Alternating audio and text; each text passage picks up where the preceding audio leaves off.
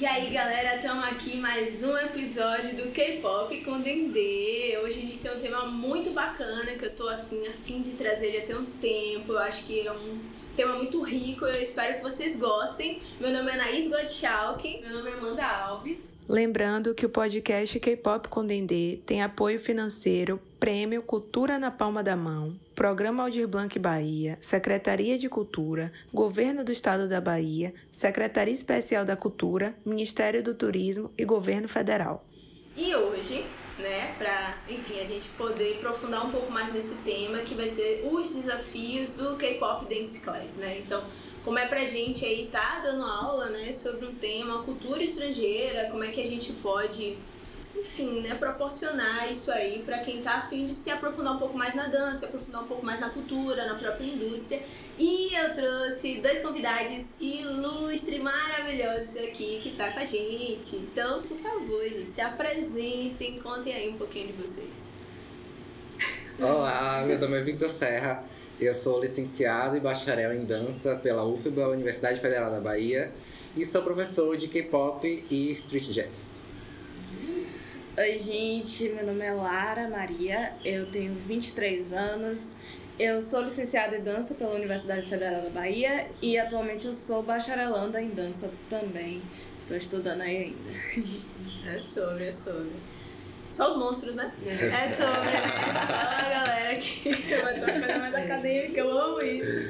Mas enfim, é bom porque dá pra gente uma oportunidade de abrir várias coisas, São muitos leques. Dentro do K-pop a gente sempre fala, são tantos elementos. É moda, é dança, é canto, Gêneros musicais mesclados, enfim, audiovisual pra caramba, Então isso aí dá pra gente um leque de pesquisas. E é isso. O que eu quero saber, pra gente começar bem... Como é que eu posso dizer? Bem amplo mesmo, jogar na mesa. Os desafios de se ensinar uma cultura estrangeira. Porque, querendo ou não, a gente não vive isso, Mas a gente tá aqui do outro lado do mundo, consumindo a globalização há anos, Então, como é isso aí? Me contem. Bom, eu acho que tem dois pontos. É quando a gente ensina pra alguém que já sabe um pouco e quando a gente ensina pra alguém que não sabe. Quando a pessoa já sabe alguma coisa, então na forma a gente falar, na forma que a gente vai mostrar, a gente já sabe que a pessoa tem um conhecimento prévio, então já vai entendendo o caminho que você quer, chegar. Mas quando você não sabe, a pessoa não sabe nada, eu passei muito por isso na minha formação da UFBA, porque eu falava muito sobre K-pop e os meus colegas e professores não sabiam, tipo, K-pop, K-pop, o que é isso, sabe? K-pop. Então, pra explicar, por mais que parecesse simples na minha cabeça, eu tinha que pensar que eles sabiam nada, era do zero. Sim. Então eu tinha que fazer todo apanhado, sabe? Falar sobre vários pontos até chegar lá. Fazer toda aquela introdução que já é um livro, na verdade. Sim, pra eles criarem a imagem na cabeça deles e aos poucos entendendo, assim. Porque fica aquela coisa, tipo, essa coisa da Coreia do Sul, por que você tá trazendo a coisa da Coreia do Sul tão longe, sabe? E como aí, é que você chegou nisso, cara? Aí aos poucos a pessoa vai entendendo, isso aqui, esse ponto, não tá tão longe assim, tá mais próximo do que a gente imagina. Eu acho que é assim, aquela coisa, é difícil porque, como você falou, a gente não tá vivendo isso, Mas também não é impossível a partir do momento que você começa a pesquisar, Então, eu acho que o K-pop tem essa coisa de ser um gênero musical pop, então ele é uma coisa pra você consumir sem pensar muito. Mas quando você chega num lugar de vou começar a dar aula, vou começar a pesquisar aqui na universidade, coisa do tipo, você tem que ir um pouquinho mais além do que aquele gênero. Que eu vejo, Exatamente, a gente tem que ir um pouquinho mais além do que a gente vê, Então, eu acho particularmente difícil você chegar e ensinar uma cultura para outra pessoa. Então a gente nunca tá ensinando a cultura coreana para os outros. A gente tá ensinando o que a gente enxerga da cultura coreana, ou então o que a gente vive da cultura K-pop aqui. Então, tipo assim, a gente que tá na cena há algum tempo, a gente já pega manias, a gente tem costumes e tal, e que não necessariamente são costumes coreanos, sabe? São costumes da comunidade K-popper daqui. Da Bahia. Da Bahia. Então, assim, eu acho que é difícil ensinar outra cultura mas é possível a gente ensinar o que a gente consegue pesquisar e o que a gente consegue viver enquanto K-pop. Esse lance que você falou é muito interessante, porque o K-pop, como vem... Bom, é uma manifestação cultural, ponto. Como tem essa coisa da cultura dos covers, cada lugar é diferente, né? Sim. A gente já teve a oportunidade... Quem já viajou pra fora sabe, já foi dançar em São Paulo, dançou em Recife, muita gente viajou pra Recife, né? A cena lá é outra coisa, então realmente é uma coisa assim... E a depender de onde seja, pode ser periférico, sim, sabe? Aqui em Salvador eu vejo muito com esse olhar. Ontem, no episódio anterior, a gente falou um pouco disso, né? Por mais que a gente... enfim, pega um pouco de tudo, sabe? É uma cultura que pega de todos os tipos de pessoas. Mas a gente vê que a galera que tem um pouco mais de poder aquisitivo consome o K-pop de outras maneiras. Sim. E que a galera que tá realmente dentro de grupo cover, que tá dando cara a tapa em teatro, realmente a galera mais periférica, né? Então... E isso é diferente em cada lugar também, né? Como você falou. Eu tenho uma aluna do aula online pra ela, e ela é de São Paulo e mora no Japão, ela é descendente de japoneses. Caramba. E o jeito que ela enxerga o cover é muito diferente do jeito que a gente enxerga o cover. Tanto que todas as vezes que eu falo alguma formação dos meus grupos pra ela, ela fala, mas como assim você faz tal pessoa? Como assim? Eu te enxergo em outro. Então é sempre muito interessante a gente ver que realmente é diferente, né? De um lugar pro outro. Então a gente nunca vai estar, assim, ensinando 100%. Ninguém vai ensinar a verdade nenhuma. Não existe nenhuma verdade aí. E isso impacta na forma de dançar, né? Tipo, a gente vai ver um cover dance no YouTube, sei lá, da Itália, sim, ou da Argentina. É legal como a gente vê que cada corpo, né, traz a mesma coreografia de uma forma diferente. Traz a ancestralidade, sabe, do lugar. Aqui a gente tem uma coisa baiana de fazer, sabe? Não dá pra tirar assim, então isso pra mim, na minha pesquisa de cover dance, é o que mais, assim, me deixa maravilhado, sabe? Sim. Como cada pessoa faz a mesma coreografia, só que com sua identidade, com sua... A criação da persona, né? Que é a mistura do ídolo que você vai fazer, o artista que você vai fazer, com o que você traz. Selfie, né? Aí você mistura os dois e cria essa persona no palco. E é assim, incrível, inspirador e legal, porque cada um tem o seu. Acho sobre isso. É sobre isso mesmo. A gente até tava falando disso ontem, né? Ontem, no episódio. A gente falou do episódio. Pois é. E é bem interessante porque conta mesmo com a ideia do território, né? Cada território tem uma história, né? E a gente se desenvolve de determinado modo. A gente mesmo foi muito para Recife, né? E a gente vê realmente como é que lá a cena é bem diferente. É bem completamente diferente, né? E aí a gente pensa no Ceará também, né? O Ceará também é diferente, né? Eu tive o contato com o professor lá do Ceará que é de house, né? Fiz aulas de house com ele. E aí a gente já conversava sobre isso, como lá a cena de danças urbanas é diferente, forte, né? Influencia na galera lá da dança, né? Então a gente vê as pessoas do K-pop que dançam lá, eles têm mais contato com aulas disso, sabe? Como em outros lugares é diferente, então é bem interessante, né? E aqui em Salvador especificamente a gente tem pessoas periféricas mesmo trabalhando com dance cover, sabe? Demais. Então a gente sempre tem que estar atento a essas questões, né? É mais do que fazer, o dinheiro do transporte e o dinheiro do figurino, né? Exato. Realmente, a galera que tá aí na cena cover são muito pessoas guerreiras, né? Sim, são pessoas guerreiras demais. E é sobre isso, eu vim fazer história, né? Porque, querendo ou não, o K-pop aqui ainda é muito recente, né? Já tem o quê? Uns 10 anos, mais ou menos, né? 2022. Por aí. Então, tipo assim, é muito embrionário ainda, sacou? Só que eu acho que esse processo de pandemia agora intensificou um pouco mais, que esse lance da globalização, rede, YouTube, Instagram e blá blá blá, TikTok. Então isso meio que... E principalmente os jovens, né? Sim. Que são os que têm maior oportunidade também de ficarem mais acessíveis a isso, sabe? Menos demandas, né? Quanto mais jovem, menos demanda você tem. Quanto mais velho, você tem que trabalhar, fazendo outras coisas, né? E o K-pop toma um tempo, sacou? Muita gente mergulhou nesse mundo agora na pandemia, né? Descobriu um clipe ou outro, um grupo ou outro, e foi entrando, aí começou no processo autodidata, né? Fazer essas coisas em casa. Pega todo mundo, né? E o YouTube, né? O K-pop no YouTube é mais acessível, né? Do que eu acho que na época quando a gente abriu o YouTube. Sim, com certeza. Então, eu acho que o K-pop pra você Hoje eles têm vídeo 4K, pô. Velocidade do que você imagina. Sim. Até a gente tava ouvindo aquela propaganda da TV, né? No celular, ouvindo a propaganda. E a gente tá propaganda de ouvindo... novela, não? Foi uma propaganda de alguma coisa de filmes, eu não sei. Porque a gente não tava ouvindo, vendo a TV necessariamente. Eu tô ouvindo Raul Edeste lá no fundo, sabe? Onde é que tá vendo isso? Não, gente, tem K-pop trilha de novela agora. Trilha de novela. Às vezes a gente acha que tá doido ouvindo K-pop do nada. Mas não. Começou assim, tocando, sei lá, na CIA. Você tá lá na loja do nada. E hoje os sugeridos do YouTube sempre vai ter um MV, né, lá. Sim, faz parte, é isso mesmo. Tem uma coisa também muito interessante, velho, disso tudo, de entender esse K-pop aí como indústria, né? Como a Glorinha falou, além do que eu vejo, né? Porque, querendo ou não, a gente tá aqui no celular recebendo um produto, assim, de videodance pra ser consumido rápido, né? E quando a gente vai assumir esse posicionamento de dar aula ou de estimular debates, né? Pra tentar aprofundar um pouco mais, aí você tem que estudar a indústria para além do que se vê. Realmente a gente percebe que tem muita coisa, né?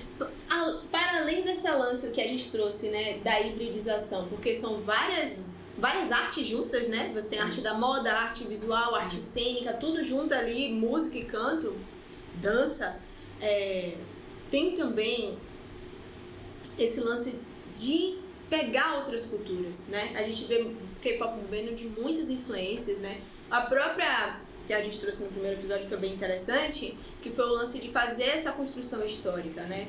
Entender a Guerra Fria, a Guerra das Coreias, como é que os Estados Unidos se estabeleceu lá, e a partir disso o hip hop vira o berço da coisa, né? Sim. E do hip hop vem o braço do K-pop, né? Sim. Então eu queria saber de vocês como é pra vocês, assim, essa experiência de trazer essas, enfim, não dinâmicas, mas também pode ser, né, esses temas, assim, dentro de aula. Sabe? Como é que é pra vocês? Se consegue, como é que a galera recebe isso, né? Pergunta difícil.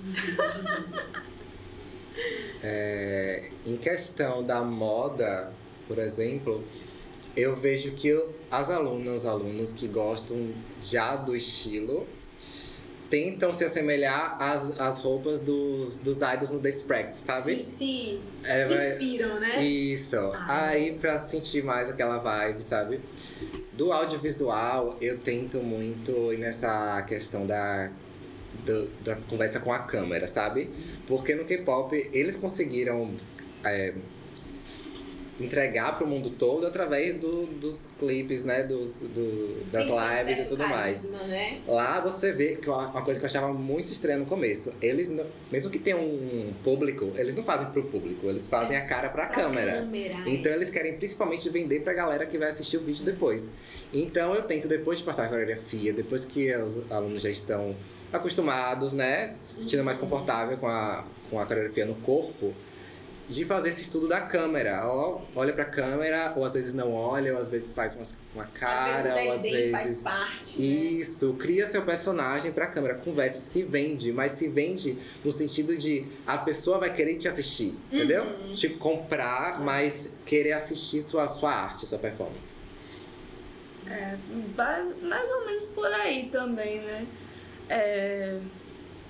Tem essa coisa do ser muito importante pro K-pop a sua cara, né?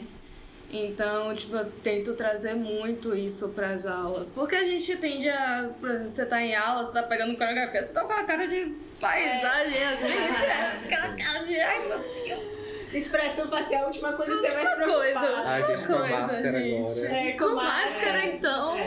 Outra dinâmica. Tem que o olho tá assim, ó. Pois é.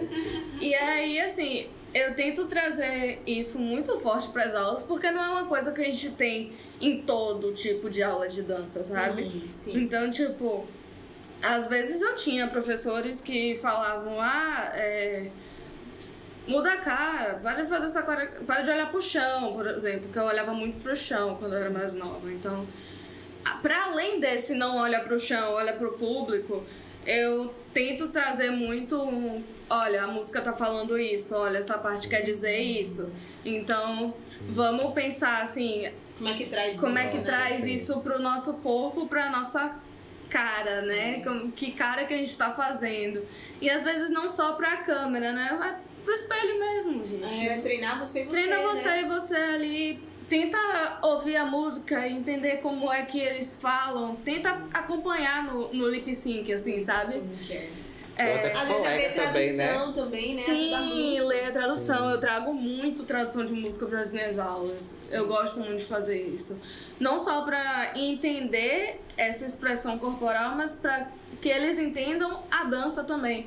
Porque a coreografia é assim. Porque às vezes a coreografia tem muito a ver com o que a música tá falando, né? Sim, tanto informação do grupo, qual é a posição que cada um tá, quanto em gestos. Então, gestos, os trejeitos, né? Exatamente. Então eu tento trazer muito tradução da música.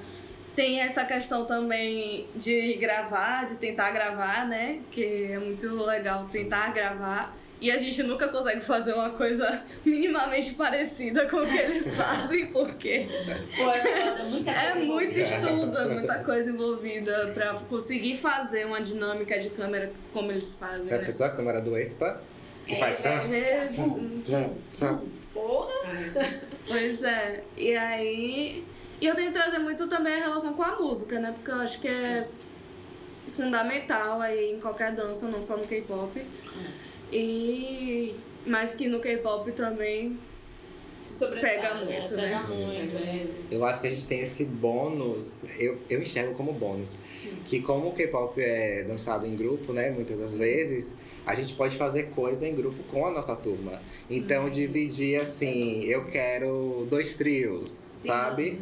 Eu quero um quarteto, né? Aí você vai escolher a pessoa que vai fazer tal parte da música, ou tal parte da música. Aí cada um já cria seu personagem. Tem interação de um com o outro, né? Tipo assim, vai fazer um movimento, vai pra frente, mas olha pro amigo e faz alguma coisa. E isso é muito legal, porque você não tá dançando sozinho, sabe? Você não tá indo pra aula e tipo assim, fazendo aqui eu com meu espelho, acabou, tchau, sabe? A gente dança junto e se entende junto, cria essa sincronia junto, é quase que, sabe, é um processo, claro, maravilhoso de dança, mas é terapêutico também, porque a gente entende o outro e se entende, principalmente. Não só terapêutico, como formador também, né, de cidadão, porque você tá ali... Total. Você tá dançando com o outro, você não pode fazer tudo sozinho, entendeu? Não é só você na até sua as trocas. Sim. Por exemplo, você não pode saber só a sua troca, você tem que saber a troca dos seus amigos também. Por mais que não seja tudo, às vezes a pessoa tá vindo de costas, você é a pessoa que tem que saber que ele ou ela tá vindo de costas e se sair, entendeu? Trabalhar. Total. Entender que se alguém foi mais pra direita, você tem que ajeitar um pouquinho pra, sabe? Se o meio desloca, então... Acabou-se. Ou se é um improviso e tem alguém muito no nível alto, você vai pro nível baixo pra dar equilibrada, sabe? É muito legal se perceber, assim, perceber o grupo. Isso é interessante mesmo. Abre portas, né, pra muitas dinâmicas. Sim. Né? Essa coisa de trabalhar em grupo, fazer as formações, né? Às vezes você percebe que as dinâmicas de formação, quando você tem um número de pessoas ali par e ímpar, é diferente. Sim. Esse lance do meio mesmo, às vezes embanana muito, né? E número par, a gente tá sempre dividindo o meio de alguém. Sacou? No número ímpar, às vezes, é até mais fácil, eu acho, sabe? Então, você tem uma referência ali. Você traz uma inteligência espacial, né? Tipo, muito grande. Total. E muitas vezes você troca dançando. Você troca dançando e você tem que parar numa posição certa pra não tapar seu colega. Não abrir muito a formação, fazer o efeito visual que a coreografia precisa ter, né? Sim. Que a gente ainda tem isso, né? Fazendo todo mundo junto, a gente ainda tem os efeitos visuais que a gente faz junto, sabe? Tipo assim, você tá... além de dançando junto e fazendo uma cena, né? Então enfim, é bastante um cenário, né, velho? É interessante o que Lara falou também da coisa do rosto e tal, de colocar assim, porque às vezes a gente aprende a coreografia, não, estamos dançando, vamos gravar. Gente, não tem como, entendeu? Você precisa estar fazendo, sabe? Você tá fazendo a expressão, você precisa estar fazendo o seu corpo. Então, tipo assim, é outra coisa que você precisa aprender pra você fazer isso rodando, indo pro seu lugar. Dublando, tá ligado? Dublando, entendeu? Com sua presença ali, sabe? Então, é bastante coisa que a gente precisa trabalhar, né? Dentro da sala, sabe? E isso é quando você não tem uma coreografia que traz um elemento extra. né? Isso tem tudo no marco. Às vezes é uma roupa, um figurino, uma coisa assim, um elemento. Um leque, uma corda. Vira um elemento e aí vai pro point dance deles, né? Vai pro point que é o momento da mímica, né? O momento que a dança tá dizendo literalmente o que a letra tá falando, né? Então é muito interessante isso. E essa questão da gente da aula, a gente às vezes divide os grupos, né? Os trios, os quartetos, enfim. Mas aí tem um dia que falta uma pessoa, que é a que a gente vai fazer porque tá faltando tal membro, não pode ficar o buraco. Aí a gente vai pensar totalmente nessa questão de que você falou de inteligência espacial, né? A gente vai... Não, como é que a gente vai articular? Que eu acho que é muito também do que eles fazem, né? Quando o membro fica doente... Quando alguém precisa se afastar, como é que a coreografia de novo e do Twice vai ser agora com 8, sabe? Muita coisa muda. Então é legal pensar nisso durante as aulas. Dá uma estimulada nisso. Total. Vai ficar muito rico. E se a gente fosse pensar assim agora em dança?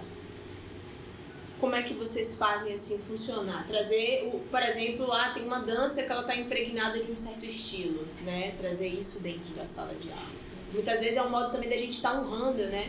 A gente sabe que o K-pop tem essa problemática de fagocitar outras culturas, outras danças, e muitas vezes isso não é devidamente evidenciado, digamos assim. Mas a gente aqui dando aula pode... Até uma maneira de estimular a criticidade nas pessoas que estão ali, né? Consumindo K-pop. Ó, gente, não é só assim, meu bias, tudo lindo, ABS, vi o clipe, dormi sei lá que horas pra ver o clipe, mas eu não entendo qual é a discussão que tá ali, eu não sei quais são as questões sociais que tem ali por trás, tipo, como assim, sabe? E exigir até de que as empresas façam isso, né? Que elas divulguem, que elas falem. O K-pop, eles têm força pra mudar muita coisa. Só precisa mesmo se organizar e pensar nas problemáticas. Como é pra vocês trazer isso? As coreografias de K-pop, elas dialogam com muitos estilos, né? Mas aí, pra não ficar algo muito amplo, muito aberto, eu costumo meio que fragmentar no que eu vou usar do centro, do aquecimento, do alongamento, da diagonal, sabe? Do estudo antes. Então, às vezes eu faço um aquecimento que é mais hip hop, e aí eu falo, ó, esse aqui é o movimento do bounce, é o hip hop, tá muito presente, sabe? Em tal coreografia. Ou então faço a diagonal, que tem muito do street jazz, sabe? Andada, a presença, e a gente vê muito em tal coreografia. Ou então o centro, a sequência é um combo rapidinho de tipo de Vogue ou de Wacking, que também a gente tá vendo cada vez mais, né? Então, tipo assim, eu tento fragmentar um pouco desses estilos, passar algo mais desse estilo mesmo, né? Ter um mínimo de contato com a parada mais pura, isso, né? Pra entender, para quando a pessoa for dançar, entender, ó, essa parte aqui é a pegada do hip hop, então meu corpo tem que estar mais pro chão, pra baixo, sabe? Aí agora uma coreografia, sei lá, mais feminina, mais quadril, mais street jazz, eu já boto o meu ombro pra trás, sabe? Encaixo. Então, tipo, pra entender que lugar é esse. E o do Wacking, quando é mais pra fechar, sabe? Quando tem as coreografias tipo Shanghai, né? Que tem essa... Você vê que tem essa... Forte, né? Esse wack, esse vogue forte. Então, o estileto também. Então, qual é a atitude, né? Que pede? Muito pouco, né? Eu já vou, assim, um lado um pouquinho diferente, né? Porque eu não tenho tanta vivência em tantas danças urbanas. Então, assim, às vezes eu fico com medo de dizer, não, é tal coisa, mas danças urbanas, elas se misturam bastante entre si já, e o K-pop, ele consegue pegar tudo e fazer uma mistura maior ainda. Então, assim, às vezes tem uma coisa, por exemplo, que é de Wacking, eu tô olhando, eu acho que é de Vogue, mas aí, pra não dizer que... Não fala besteira também, exatamente, né? pra não falar besteira, a pesquisa. Eu costumo trabalhar um pouco mais com qualidade de movimento, que é algo que entra um pouco mais nas minhas pesquisas, no que eu estudei da faculdade, assim, do que eu gosto de estudar.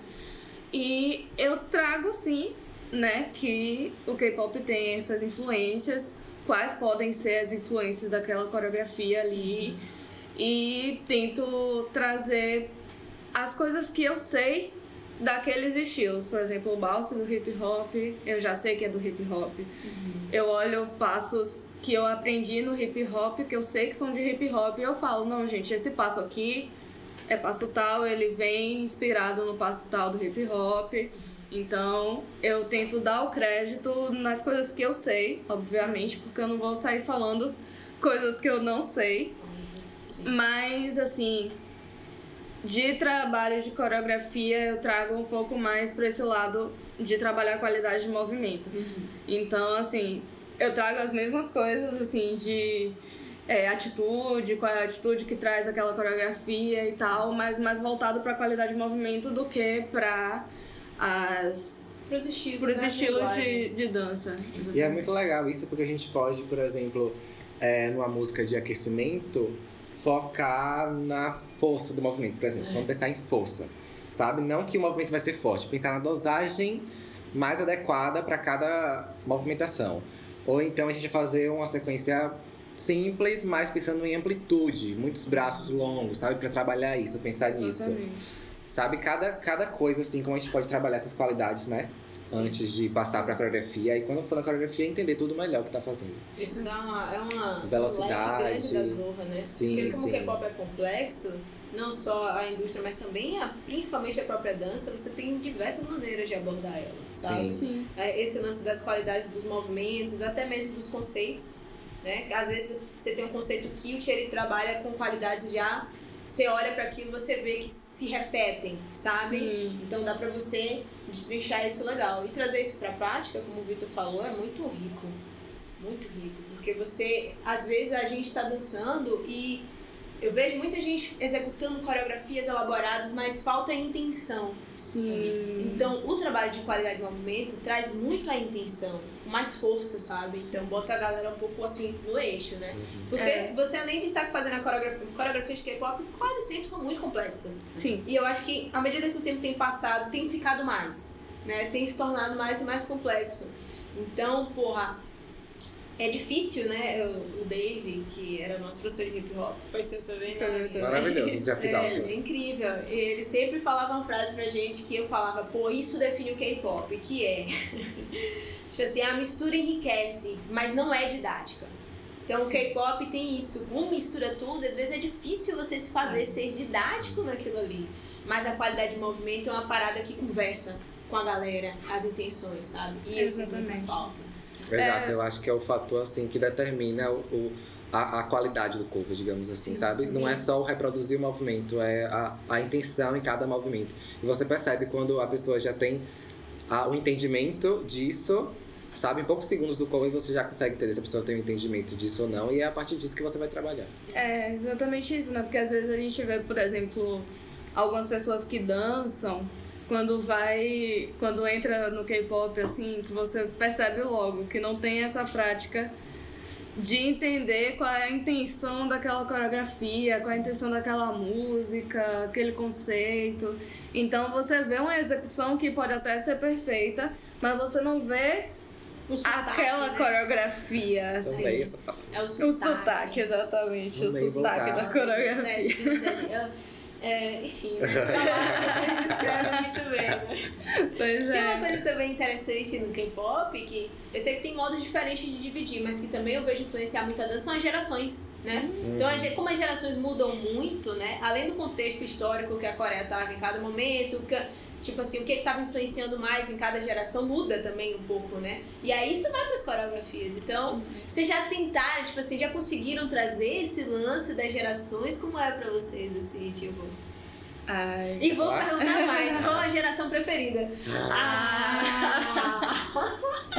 Como ousas fazer isso comigo? Veja bem, eu tenho uma dificuldade enorme com isso, porque eu sou uma pessoa que eu gosto muito de pesquisar as gerações, pesquisar os conceitos, pesquisar o mercado do K-pop em cada momento ali. Mas eu sou uma pessoa também que não concorda com a divisão chamada oficial das gerações, né? E quanto mais eu pesquiso, mais eu discordo totalmente de dividir esse negócio por décadas. Porque não dá pra ser rígido, né? Tipo assim, mudou um ano, acabou. Tudo. Porra, gente. Passou 10 anos, acabou. Repaginou. Reseta o jogo. E assim, avisar que... eu percebo que tem muita mistura e que a cada geração, entre aspas, né, que passa, as coisas se misturam mais e mudam muito mais rápido, né? você percebe que a primeira geração, que pra mim, eu até não questiono muito a primeira geração, porque se parecem muitas coisas na primeira geração, né? Mudou pouca coisa. Pouca coisa, muito pouca coisa. E aí você vê que a primeira geração consegue passar 5 anos, assim, 5 anos, mais ou menos em 5 anos, assim, na mesma coisa, né? Eu tô contando, assim, da época, assim, do H.O.T., tá, gente? Do H.O.T., não tô sim, contando o Celta Jam Boys. Mas até se eu contasse do Celta Jam Boys, então, digamos, 8 anos. 8 anos, é. 8, do Celta Jam Boys até a Boa, por exemplo, não muda tanta coisa, sabe? Mas se você pega já a segunda geração, que ali no início da segunda geração tava uma pegada bem misturada com um rock japonês, sim. E você chega assim mais pro final da segunda geração, o debut do SHINee, por exemplo, já era uma pegada mais... Como é que eu posso dizer?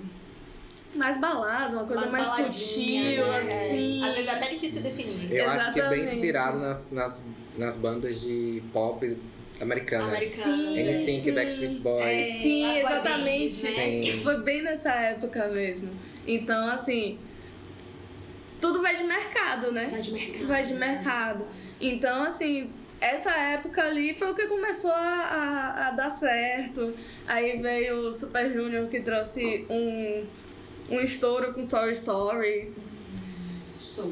E aí começou outra coisa, sabe? E aí começou a ter muito esse mercado mais aberto pro resto do mundo, sair do foco ali Ásia. E começar a abrir um pouco mais pra Europa, pra América, e aí você começa a ver cada vez mais essa cultura do Vogue, do Ekin chegando, e aí a gente tem, sei lá, o Shinra com This Love. This Love, sim, demais. Excelente referência. E aí... E no House Music, né? Pois é, e tudo isso, né? Se a gente for pegar, foi muito próximo. Foram coisas muito próximas. Então, a segunda geração, por exemplo, eu já dividiria em 2. Sim. Sabe? A terceira geração, pra mim, começa no final da segunda geração. Sim. Então, que seria aquela época ali do início do SHINee, desse lançamento do Sorry Sorry. Sim. E aí já começaria outra geração ali em 2012, que é quando o Shinra lança This Love, tem os lançamentos do Big Bang, de Fantastic Baby, tem, a gente vê I'm the Best, do 21, e aí a gente já vê uma pegada mais eletrônica, né? Isso. Então, pra mim, é muito difícil seguir essa linha de raciocínio de geração marcada por décadas. Mas também é muito difícil definir a partir, assim, de, sei lá, 2017, por aí, já começou a ser muita coisa ao mesmo tempo, pra você dizer, não, tal geração é marcada por isso, isso e isso, por isso... É difícil você botar limites rígidos na parada, né? É muito difícil. Mas é muito... O que eu disse, né? Muito influenciado pelo mercado. Pelo mercado. Então, o que tá em alta no momento, por exemplo, agora, tá muito em alta o trap. Então, você vê muitas músicas que têm a influência do trap. É isso mesmo, velho. E conquista gerações diferentes, né? Exatamente. A gente mesmo, velho, gostava muito do house. Teve muita gente que tem aquele jogo... O Pump It Up. Pump It Up. É o Pump It Up. Isso. Aí começa a dançar ali, gosta das músicas, descobre que é pop, né? Então, tipo, vai mudando, né? É muito difícil mesmo você encaixar, porque é muito relativo, né? Como é que vai acontecendo. E é verdade, muitos grupos, né, diferentes. Né? Imagina hoje em dia, gente. São vários conceitos, tipo... Muitos conceitos, né? E aí o que é que marca, né? Eu tento trabalhar esse negócio da geração de uma forma assim... Tá, eu sei que você, que é minha aluna, meu aluno, alune, gosta muito dessa última geração, é movido por essa geração, né? Mas entenda que pra chegar nisso, teve muita coisa antes. Então, tipo assim, não precisa gostar, porque tá no direito dele se não gostar de uma coisa que é mais... Sim. Alguns anos atrás. Isso, né? Exatamente. Mas entender o caminho. Porque, por exemplo, dá o meu exemplo de que na minha época, quando eu era criança, era muito Britney. Então eu sou fã de Britney. Só que eu não peguei o auge, assim, de Madonna. Só que eu tinha que ter um entendimento de que Britney, né, teve um caminho que foi muito inspirado nela. Então, tudo bem eu não gostar de Madonna, não ouvir, eu não... Mas, sabe, dar valor e respeitar. Exato. E entender também, né, que muitos idols que estão debutando hoje, debutaram há poucos anos... passaram a infância escutando os idols da primeira e da segunda geração. Pra não rolar aquela história de, gente, vou passar uma coreografia agora do Super Junior. Quem é Super Junior, sabe? Eu quero saber de BTS, quero saber de Blackpink. Não, pera o BTS ouvia o Super Junior, sei lá, foi no show, sabe? Fez a audição por causa, não sei se foi o fato, mas os grupos mais jovens são inspirados nos mais antigos. Então, tipo assim, entender esse caminho, sabe? E também entender que esses caminhos se conversam, né? Por exemplo, tem o Super M, Sim. que tem umas 3 gerações da SM em um grupo só, sabe? Você agora tem... o Girls on Top, né? Exatamente, o Girls on Top também. Gente, é boa. Na frente de tudo, exatamente. Dona demais. E aí você vê, tipo, a interação de idols que são com os seus idols, né? Isso, idols com seus idols. Então, tem, por exemplo, o NCT e o SHINee juntos. São grupos, assim, que tem... Os meninos do NCT passaram a infância ouvindo SHINee, ouvindo o Replay ali. O Replay lançou, eles estavam criancinhas. Amo demais. Comecei também nisso aí. E só curiosidade, porque eu acho que só o NCT possibilita isso. O Shotaro foi fazer audição na SM porque ele foi no show do NCT e queria muito, né, entrar nesse meio do K-pop. E aí ele foi e debutou no grupo que ele foi inspirado no próprio NCT, porque o NCT é o único grupo que vai mais gente entrando ao longo do tempo, né? Ai, gente, são curiosidades que eu descobri esses dias. Isso, velho. E achei... Caramba, pessoa muito massa, velho. É. Muito massa, gente. Porra, esse negócio das gerações é muito complexo mesmo. É muito difícil você dizer quando, o que começou e tal grupo vai até aqui. Realmente é delicado. E às vezes é difícil de você se entender com outro K-Popper, né? Porque... mulher, você tocou no ponto crucial, viu? Não, às vezes é como o Vitor falou, né? A gente chega na aula, vamos passar tal coreografia porque é massa, eu gosto muito. Quando você chega, os seus alunos são mais novos, assim. Então... que é isso? Cadê? Uma geração de diferença. Estimular esse respeito pra galera com os mais jovens, os mais velhos, né? Com os mais velhos. Sim. É muito difícil, né? É muito difícil. Tem galera que é mais aberta, né? Tem pessoas, adolescentes que são mais abertos mesmo a chegar e conhecer e tal. Até porque tem muita coisa boa antiga, né, gente? Eu acho que na verdade, tipo, é sobre se dar os dois, sabe? Tanto os K-popers mais antigos, mas de aceitar, ver as coisas novas e aceitar que também é K-pop, que também é válido, também é legal. E dos mais novos de aceitar que o que passou também é legal, também foi importante, sabe? Música é temporal, né? Deixando claro que não precisa gostar, sabe? Precisa estar por dentro, respeitar, sabe? Não querer que deixe... sabe? Fazer menos, fazer pouco. Fazer desdenha, não é legal. E validar também, né, gente? Porque às vezes a gente vê um grupo atual com inúmeras conquistas que nenhum outro grupo conseguiu. E você entender que na época de um grupo mais antigo, eles também tiveram aquelas conquistas que nenhum outro grupo teve, sabe? Sim, eles foram importantes pra esse K-pop que existe agora chegar onde chegou, sabe? Total. Galera abriu mato, pô. Pois é, foi difícil, foi aos poucos. Foram várias tentativas de entrar nos Estados Unidos. Foi cortando a que foram voltando um pouquinho, não, peraí, não é o momento. Ou abrir um pouquinho, mas não é a vez de entrar de vez. E acho que foi BTS e Blackpink que entraram de vez, né? Que tem uma personalidade bem americana, então a galera não tem aquele ouvido, tipo... Porque tem alguns grupos que fazem algo tem uma sonoridade que você logo sabe que é K-pop, né? Mesmo quem não conhece. Sim. Traz muito tradicional, né? Isso. É uma música tradicional muito forte. Só que tem alguns grupos que você ouve e já parece música americana, digamos assim, né? Porque tem as influências dos estilos de música, né? Então eles trazem isso, então fica mais familiarizado. É o que eu sempre digo pra quem não conhece K-pop. Não existe K-pop que não agrade alguém. Sempre vai ter uma música de K-pop que vai te agradar. Então, e também tem essa questão, né, mercadológica, porque tem muitos grupos de K-pop que não fazem sucesso aqui. Isso. E são muito conhecidos lá. Já tem grupos que fazem muito sucesso aqui fora e lá ninguém conhece. Total. Então, a maior parte dos grupos das novas gerações, dessa quarta, a gente tá na quarta geração? Quarta geração. A maior parte dos grupos que fazem sucesso agora na quarta geração, eles não são sucessos na Coreia. Eles são sucesso fora da Coreia. Então, muita coisa que a gente acha que é o maior sucesso, quando a gente chega lá ninguém conhece, sabe? Então... Isso é outra sacada do K-pop, da indústria também. Quem eles querem atingir, eles misturam tantos gêneros, tanta coisa junta que tem gosto pra tudo. E tem música que vai agradar tudo. E aí você vê, às vezes a parada...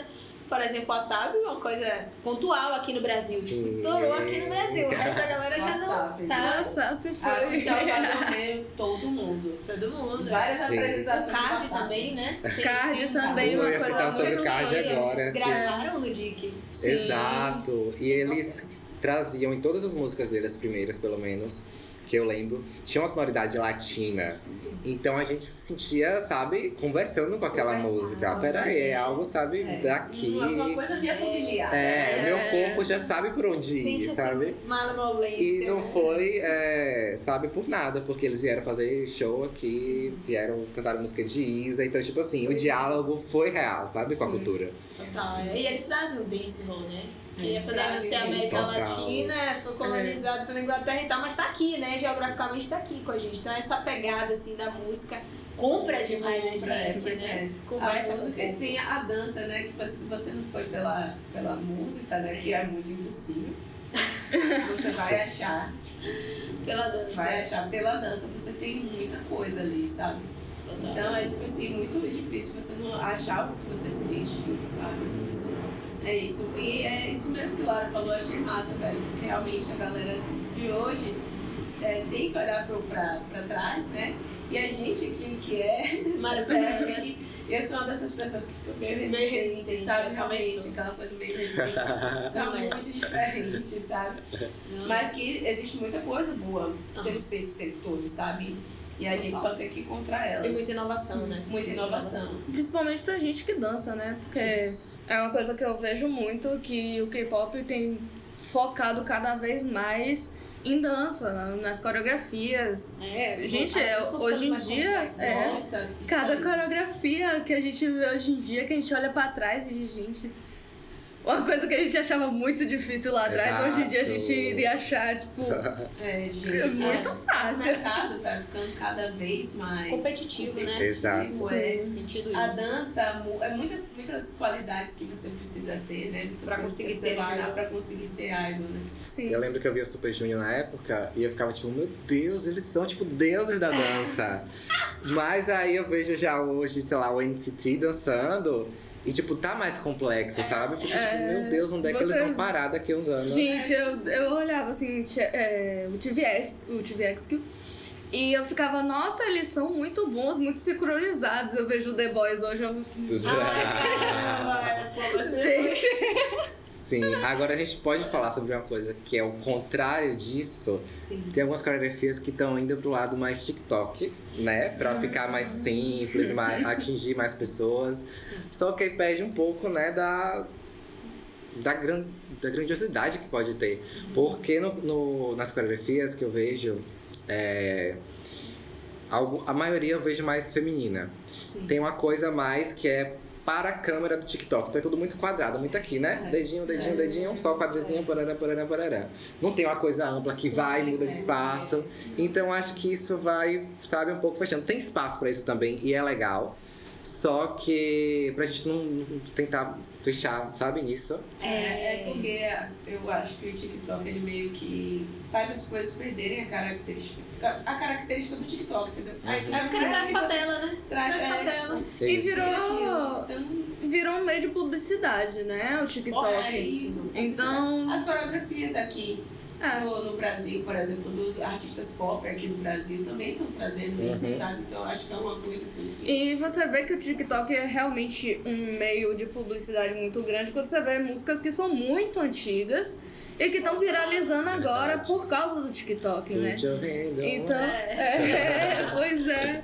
E aí, tipo, é uma ferramenta que eles usam, principalmente grupos menores ou que não tem um fandom tão consolidado, assim. Então eles usam muito como estratégia. E é legal porque traz gente que, sei lá, é meio inseguro na dança, não consigo fazer essa coreografia difícil. Sim. Essa daqui eu consigo, é legal. Mas entender também que não pode se fechar pra não ficar algo sempre pequeno, algo sempre, sabe, que é ali pra câmera, pro perder, vídeo. né, essa magia, entre aspas, que é o K-pop, né? Pra dança. K-pop... Tanto que é o que mais encanta dentro do K-pop, é a dança, né? Porque você vê uma complexidade muito grande e é uma coisa bonita. Estética, né? K-pop é uma estética para ser estética. Eu lembro que... Pode falar. Não pode falar, Eu lembro que eu passei um tempo bem revoltado com o TikTok, gente. Pandemia, quando começou assim o TikTok, eu fiquei tipo... Os vídeos começavam a ser 15 segundos, né? Vídeos de 15 segundos. Aí quando eu achava que a pessoa ia começar a dançar, o vídeo acabava, eu ficava tipo, cadê? É pílula. Aí eu ficava revoltado, porque eu falava, gente, cadê? Eu quero um vídeo de 1 minuto, 1 minuto e meio, que conte uma história, tem uma narrativa, sabe? Enredo, né? Começo, meio e fim, que inspire a pessoa e que possa emocionar a pessoa, sei lá, eu viajando. E os vídeos eram 15 segundos, que era tipo, movimento, acabou. E nem tinha um final, era tipo assim, no meio de um passo acabava. Eu ficava, não... Mas aí, com o tempo, eu fui entendendo, fui vendo que tem o espaço, quais são os pontos positivos disso, né, também. E tentar entrar nesse meio termo. Eu tento muito isso, entrar lá também sem perder. Vamos fazer vídeos curtos, né? mas que não sejam totalmente superficiais, sabe? Isso, porque esse tipo de conteúdo pílula incita isso, né? Superficialidade. Então, tipo assim, você... fica raso, né? Falta aprofundar mesmo, sabe? Sobre a parada. Até porque uma das coisas que eu mais gosto na dança é tirar o corpo do lugar, né? Sim. É você literalmente sair da zona de conforto. Dançar é constantemente sair da zona de conforto. Estar dentro de uma tela é uma zona de conforto. Então dançar num quadrado é uma zona de conforto, sabe? Então aí a gente tem que fazer, mas sem perder muito. A vida é um cabo de força em tudo, né? Tudo tem que ter equilíbrio. Então é buscar isso, né? Mas enfim, deixa eu puxar um assunto nada a ver, velho, mas que eu vejo como uma problemática dentro do K-pop como um todo. Preparo físico. Eu nem ia falar disso, mas eu senti aqui, ó, soprando meu ouvido, e eu quero trazer, velho. Porque a gente sabe que o K-pop... Bom, consome K-pop e vai dançar, é amador, é de um modo autodidata e tal. Interessante, massa. Mas a gente precisa, né, constantemente pontuar. Gente, vocês estão querendo dançar, um preparo físico é o mínimo, né? Uma maneira de autocuidado e também de potencializar suas performances. Sim. Como é trazer isso? O que eu acho muito legal da inspiração que o K-pop traz para as pessoas é que muita gente, assim, não era de pensar em dança, não era de pensar em arte.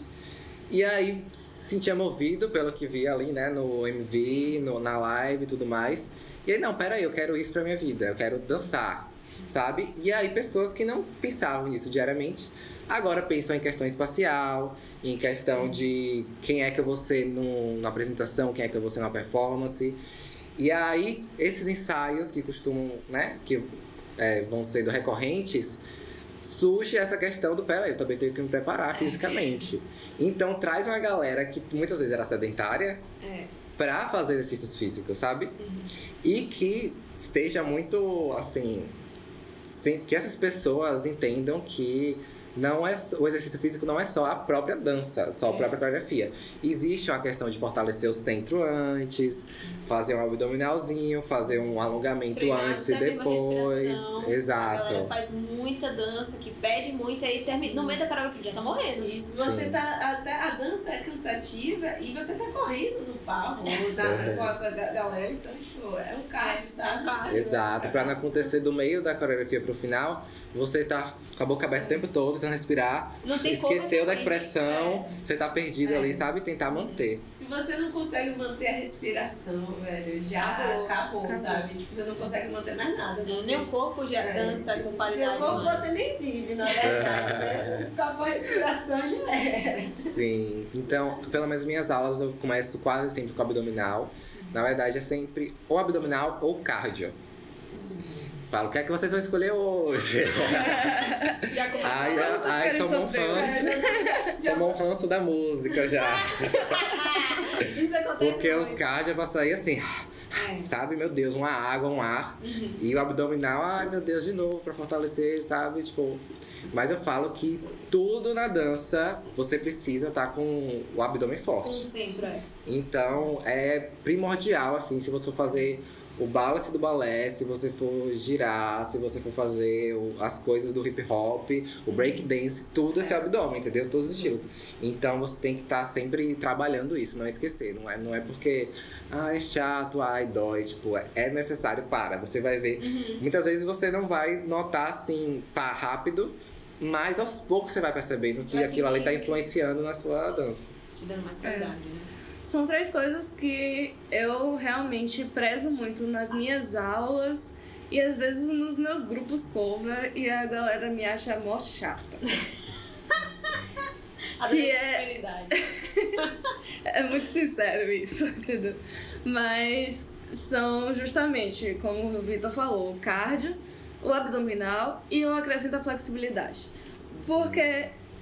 E tem outra coisa, assim, principalmente em aula, as pessoas me acham muito chata com isso, que é o tempo de aprender alguma coisa. Sim. Porque a gente pega exatamente isso, né? Um estilo que é uma indústria. Então, assim, a gente tem artistas que são preparados por anos, diariamente, pra fazer uma coisa. São anos antes de debutar. E às vezes a gente já pega uma coreografia de um grupo que tá ali há anos, fazendo aquilo todos os dias. E eles são preparados pra fazer aquilo. A vida deles é fazer aquilo. Mas quando chega aqui, pra gente pegar uma coreografia, a nossa vida não é fazer isso. Entendeu? A vida do seu aluno não é fazer isso, a vida do seu colega de grupo não é fazer isso. Então a gente precisa entender que a gente vai ter um tempo um pouquinho mais lento para conseguir digerir de fato aquela coreografia, né? Aprender e digerir aquela coreografia até estar executando bem. E aí essas 3 coisas pegam muito, que é exatamente o cardio, que vai trabalhar sua resistência, sua respiração, que é justamente o que a Amanda fala, a gente tá dançando, tá correndo, tá cantando, tá fazendo tudo ao mesmo tempo. Velho. Trocando de figurinas. Exatamente.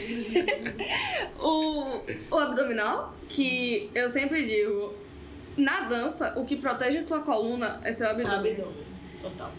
Então, assim, é fundamental você estar com o abdominal em dia. Fortalecimento muscular é muito importante. Não só abdômen, mas eu falo do abdômen porque realmente é algo, como eu disse, é o centro do corpo, é o que vai te dar equilíbrio, é o que vai proteger sua coluna, que é muito importante isso, gente. E a flexibilidade, porque às vezes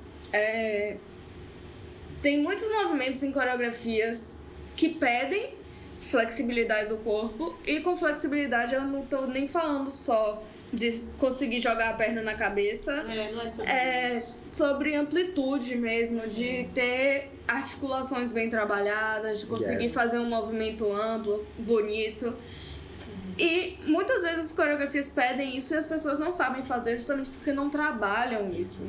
Nosso estilo de vida também faz a gente ficar muito sentado, né? Exatamente. Esse negócio de ficar sentado encurta muito a gente. Então, todas as vezes que a gente acorda, dá uma alongadinha, velho. Você tá ganhando de ontem ainda, pra começar a usar o positivo de hoje. Nossa, Triste gente. realidade. Eu sempre digo, aprendam com os gatos, gente. O gato, ele acorda, antes dele fazer qualquer coisa, ele se alonga.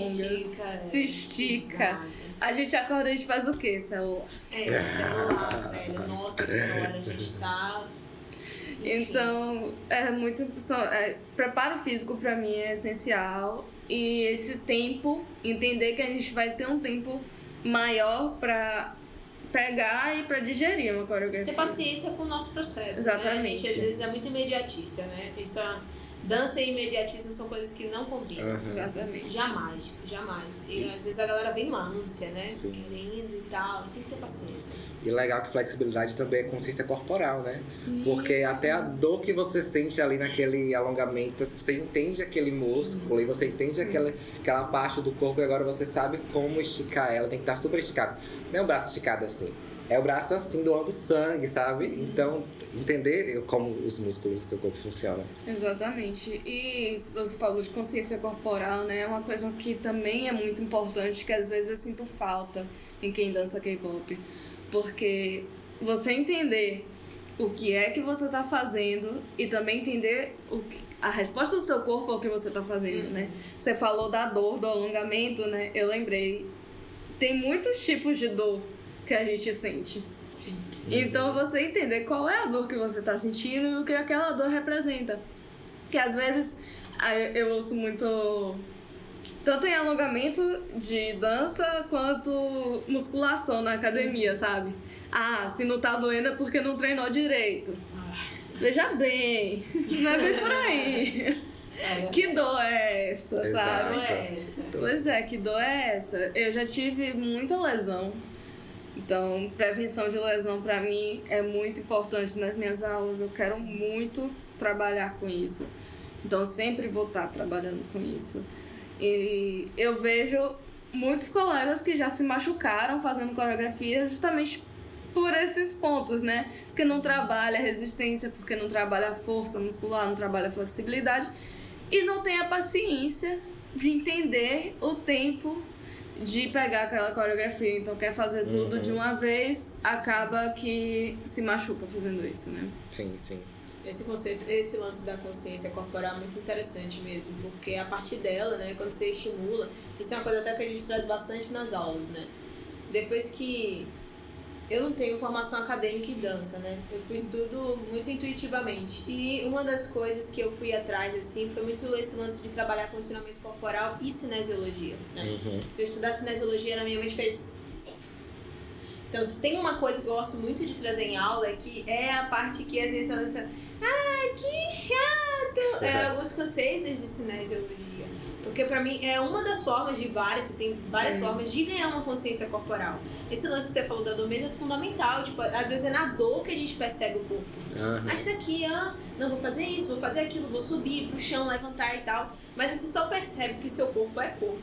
Que ele tem um limite, que ele tem um tempo próprio na dor. Tipo assim, o ser humano só aprende na dor mesmo, sabe? Qual é o mais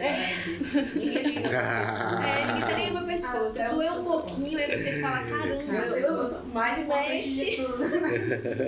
Mexe pra caramba, né? Então a dor traz essa percepção. Trazer esse... Como é que eu posso dizer? Tá incentivando mesmo essa coisa da consciência corporal, é muito fundamental. Porque não só vai te ajudar a prevenir lesões, que é um tema que eu trago muito também. As pessoas que eu mais conheço que se lesionaram assim na vida são K-popers. Tipo assim, são K-popers, porque são coreografias elaboradas e, gente, vocês não fazem um preparo físico. Isso é a galera da pirueta. Que porra é essa? Tipo, mortal, assim. Jogam um pra cima, o outro pra cima. Nunca fiz, vou tentar aqui agora, vai sair. Sério, gente, calma, calma. E quando a gente tem a época, por exemplo, de competição que envolve trades, você tá em um grupo, sai de um grupo, vai dançar no outro, sai de um grupo, vai dançar no outro. Gente, eu já vi muita gente se lesionar, vai dançar de salto, por exemplo. Tá, não aciona um tornozelo. Meu Deus, eu fico com medo, gente. Alongar um pé, né? É muito louco isso, sabe? Então, pô, realmente, é um trabalho, né? É um trabalho, assim, muito árduo. Fazer a galera dar importância a isso. Principalmente porque muita gente que vai dançar é gente nova, né? Então, e quando você é novo, não sente. Depois, eu falei pra Amanda, né? Depois que a gente faz 24, meu amor, acabou, tá ligado? Tipo assim, não dá pra dançar sem dar uma alongada, gente. Impossível. Vocês que estão ouvindo isso e acham que não precisa... Vocês são jovens. Depois dos 20 e pouquinho, meus amores, acabou. Como eu disse pra minha irmã esses dias, né? Nossa, com 15 anos tudo era mais fácil. Tudo era possível. A gente é petulante. E ó, uma coisa boa pra quem não costuma alongar é que depois de um tempo alongando, você coloca na sua rotina diária, essa dor começa a ser, tipo, super suave, gostosa, entendeu? né? Pra mim, prazerosa, assim, depois de algumas semanas alongando todo dia. Você vai pra aquela posição que antes era um incômodo, você queria sair. Não, você respira, e aí vai descendo, né? vai descendo. Tipo assim, sai renovado, sabe? Isso mesmo. E, tipo assim, gente, é muito importante mesmo essa questão do preparo corporal, porque cada um tem um corpo, gente. Cada um tem um corpo, sabe? Então a gente vai precisar de coisas diferentes pra estar dançando a mesma dança, sabe? A gente já trabalha muito isso também na aula, né? Essa coisa de tá identificando como é que seu corpo se movimenta e entendendo o que é que nele tem de necessidade de estar sendo trabalhado, né? Conhecer você, né? Conhecer você mesmo, exatamente. E é realmente super importante, sabe? Se a gente tem mais fortalecimento. Eu mesmo tenho dificuldade de ter fortalecimento, sou muito grande. Então eu tenho que trabalhar mais durante nossos treinos, por exemplo. Mais resistência muscular. Ou então algumas valências que a gente faz, né? Tipo, agilidade, por exemplo. Poxa, eu tenho dificuldades muito grandes, então meu movimento pra ir e voltar, gente, é aquela coisa meio rápida. Peguei em você, peguei na pessoa, montei um voo, um wacken rápido, sabe? A gente precisa estar trabalhando essas qualidades, então é muito importante, né? Cada corpo é um corpo. Cada corpo é um corpo. A gente nunca pode esquecer disso. A gente acaba assistindo, né, os grupos e tudo mais, e a gente vê que tem um padrão corpóreo ali, né? Existe um padrão, a célula é feita também a partir disso, né? A gente está vendo hoje um pouco a diversidade de alguns corpos, né? Na indústria e tal, principalmente a partir dos backdancers, né? A partir dos backdancers, mas a gente tem alguns grupos com mais notoriedade, grupos de dança, crews de dança, né? Com esses novos realities que estão tendo. Sim. E que trazem pessoas com esses corpos para estar nesses lugares, né? Porque a gente acaba olhando e fala assim, não, eu vou executar e vai ser daquele jeito. Tipo... Não existe, sabe? Não existe. É o seu corpo fazendo esse movimento aqui. Sim, sabe? sim. Tem essa expectativa, né? Da galera querer chegar naquilo ali, mas, enfim. É também, bem o que você falou, a galera treinou anos, né? Quem sou eu pra chegar ali em um mês fazer? Treinou Peraí, anos. também. Pois é, gente. Botar o pé no durante, chão. Tipo, tem coisa do treinamento, né? Todo mundo vive pra isso. No dormitório, tá comendo seu frango com a batata doce. Sabe? E a gente aqui no domingo, entendeu? 2 finais de semana a gente... E são horas, né, gente, que eles treinam.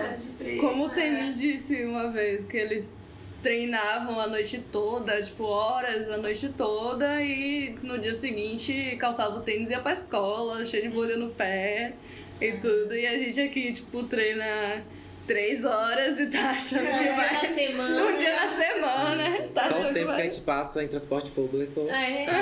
Nossa, vamos converter o tempo do transporte público em dança, em ensaio, Eu lembro do treino. J-Hope lá indo deitar 5 horas da manhã, que eles acabaram o treino deles, assim, pra acordar daqui a pouco. Então, a gente tem que ter mais realmente consciência, né? De como é que funciona pra gente, como é que funciona pra eles. É isso. Vamos trazer o último tópico, assim, que eu acho importante salientar. Que eu vejo também uma certa confusão dentro do K-pop. Eu acho que dentro da dança como um todo, né? Separar as competências de cada coisa, né? Como ser dançarine, ser professore, né? Ser coreógrafe. E também trago muito essa coisa de ser pesquisador, pesquisadora, né? Então, tipo assim... o que envolve, né? Como é que a gente pode, assim...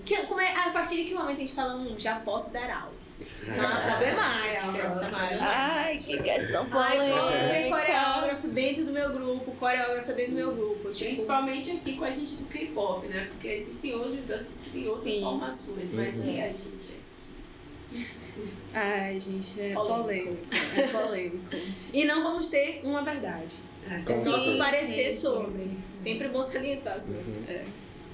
Eu acho que, assim, dentro do K-pop, eu acho até um pouco mais difícil do que com outros estilos, porque, como a gente falou várias vezes, o K-pop é muito novo, né? As coisas são muito novas e os estudos sobre estão chegando agora. Essa ideia de aula tá começando a ser valorizada, agora começando ainda, né? Muito então, né? bem... Então, assim, eu acho que para tudo existe o interesse por fazer e por se preparar para fazer, né? Então, acho que é isso. A grande chave de qualquer um desses cargos, qualquer uma dessas ocupações, é o querer se preparar para fazer, sabe? Então, você quer ser professor, existem cursos que te preparam para isso. Você quer ser dançarino, existem cursos que te preparam para isso. Você quer ser coreógrafo, existem cursos que te preparam para isso. Não necessariamente você vai fazer um curso. Talvez não, como você mesma não fez, né, Anês? Mas, assim, você busca... Eu fui buscar, conhecimentos, sabe? Então, primeira coisa, pra você entrar em qualquer um desses lugares, dessas ocupações, é você querer buscar. E aí vem qual é o tipo de busca que cada um precisa, né? Então, assim, pra ser dançarine, vai ser uma busca diferente. Você vai ter um cuidado, uma rotina com o seu corpo que vai ser totalmente diferente da rotina que um professor tem. Então, assim, já é um diferencial, né? As diferenças, exatamente. Né? E aí eu acho que as questões mais polêmicas, na verdade, são em o que é um professor e o que é um coreógrafo. Então, assim, quando é que você pode dizer que se tornou professor, professora, professor, e quando é que você pode dizer que se tornou um coreógrafo? Então, assim, em relação à coreografia, ser coreógrafo, né? Eu acho que tem duas coisas, assim, que é o que é um coreógrafo profissional, que ganha pra isso, que ganha a vida, que trabalha com isso, e o que é um coreógrafo amador. Então, assim, você pode muito bem, sim, chegar no seu grupo e coreografar alguma coisa, criar uma coreografia. Mas não necessariamente isso vai fazer de você um coreógrafo profissional. Sabe? Pra ser um coreógrafo profissional, eu acho que primeiro a gente tem que entender do outro. Sim. Entender de dança, entender de estética, entender de espaço, entender de roteiro, digamos assim, de um jeito... Se estiver dentro de espetáculo, né? Exatamente, eu tô pensando num coreógrafo profissional, assim, alguém que trabalha com companhias e tal, que vai montar um espetáculo inteiro. Então, pra você montar um espetáculo inteiro, você tem que ter uma noção de roteiro, de o que é que vai acontecer naquele espetáculo, o que é que eu quero passar pro meu público. Não é você simplesmente chegar aí e dizer 5, 6, 7, 8, copia aí. Não, você tem que saber quem são os bailarinos que você tem, os dançarinos que estão com você. Ponto forte e fraco. Exatamente. Você tem que saber o que é que você quer alcançar com o público. Quem é seu público? O que é que você quer que ele entenda daquilo? E aí você tem que entender um pouco que seja de iluminação para conversar com o seu iluminador. Você tem que entender um pouco do espaço que você vai ter para fazer aquele esse espetáculo, né? Essa São muitas variáveis, São muitas variáveis que o coreógrafo tem que dominar. Então, assim, hoje em dia é até uma questão polêmica, porque eu vejo muita gente que faz uma dancinha do TikTok e já tá colocando lá no Instagram, coreógrafo. É complicado, né? E aí eu fico me perguntando, essa pessoa fez o quê pra ser coreógrafo? Complicado. Então, e aí assim, eu acho que também é diferente do lugar do professor, né? Porque o professor, enquanto criador de coreografias, digamos assim, uma pessoa criativa, é diferente ainda do coreógrafo, né? Tipo, a gente coreografia pra sua aula não quer dizer que você é coreógrafo, né? Criar coreografia pra sua aula não quer dizer que você é coreógrafo. Até criar coreografia pra um espetáculo não quer dizer que você é coreógrafo. Porque você tá criando uma coreografia pra amadores. Você não tá ali no ambiente profissional, que você tá criando coreografia pra pessoas profissionais, sabe? Então eu acho que também existe essa diferenciação que muitas vezes é confusa entre professor e o coreógrafo, né? Não necessariamente seu professor é coreógrafo, mas ele pode muito bem criar uma coreografia pra vocês dançarem no espetáculo no final do ano, sabe? Então, porque seu professor é uma pessoa criativa, por mais que ele não seja um coreógrafo profissional, sabe? Total. E essa questão do professor é exatamente o que eu falei, né? É você saber o que buscar. Então a gente tá aqui num papo que a gente sabe o que é que a gente quer pra nossa aula. Você tem que entender o que você quer pra sua aula. Muitas vezes o professor chega e tudo bem, a pessoa tá ali no estúdio, a pessoa dança bem, não sei o que, chegam lá, você não quer dar aula. Às vezes você tá precisando da grana, né, velho? Às vezes você tá querendo trabalhar com isso e tal. Sem problemas, eu não vejo muitos problemas nisso, porque a dança em si, ela nunca foi uma coisa que necessita, no ambiente de educação não formal, de um diploma. Sim. Você precisa da educação. Pra educação formal, né? Você precisa de um diploma, né? Pra entrar numa escola de ensino básico e você dar aula, você precisa de um diploma. Se você chegar no estúdio, não necessariamente você precisa de um diploma, sabe? Mas você precisa ter uma relação com o corpo do outro que é muito específica de um professor. Que é você entender que a aula não é pra você. A aula é pro seu aluno, pra sua aluna, pro seu aluno. Total. Então, assim, você precisa... O professor não é protagonista Exatamente. Da sala, o professor não é o protagonista da sala de aula. O professor não é o protagonista do plano de aula dele. O professor não é protagonista do que está acontecendo o ano inteiro que ele der aula, entendeu? Nunca é a vontade do professor, é a necessidade do aluno. Do aluno. Total. Então, isso é a primeira coisa que você precisa entender. Milhões. Eu não faço barulho pro microfone. Pois é. Então, essa é a primeira coisa que você precisa entender. Que você vai lidar com a necessidade do seu aluno, você vai lidar com as expectativas do seu aluno, você vai lidar com as dificuldades e as facilidades do seu aluno. E você precisa entender isso e saber lidar com isso, superar as dificuldades junto com ele e trabalhar as potencialidades dele, né? E, além disso, é você entender o que você está trabalhando em sala. Como a gente falou aqui, para você dar aula de K-pop, você tem que ir um pouco além do que você tá vendo na tela. Não é só você pegar a coreografia e vou lá passar a coreografia. Não, a aula não é isso. É exatamente os pontos que a gente trabalhou aqui. Você tem que trabalhar com o condicionamento físico do seu aluno. Senão vira ensaio, né? Exatamente, vira ensaio. Esse é o lugar que eu sinto, assim, que mora o perigo, né? Até onde você tá coreografando o seu grupo de dança e até onde você tá dando aula. Exato. Sabe? Então é bem diferente, sabe? O andamento, como você conduz, até esse modo de falar. Vai mudar. Sim. Eu vou falar um pouco da minha trajetória. Por favor. Porque eu passei pelos 4. Eu quando conheci o K-pop em 2015, eu tava no 3º ano do ensino médio. E aí eu tava tipo, eu vou fazer tal curso e tudo mais. Conheci o K-pop no meio do ano, pá, não é dança, sabe? Eu vi um documentário do EXO, da época de Call Me Baby, sabe? E aí eu me apaixonei não pelas lives, pelo que acontecia na câmera, na frente da câmera. E sim pelo que tava atrás, os bastidores, sabe? Eles no palco ensaiando, eles no estúdio, sabe? Ou nos ensaios fotográficos, enfim. Falei, eu quero isso pra minha vida. Aí eu fui pra faculdade de dança, querendo ser dançarino.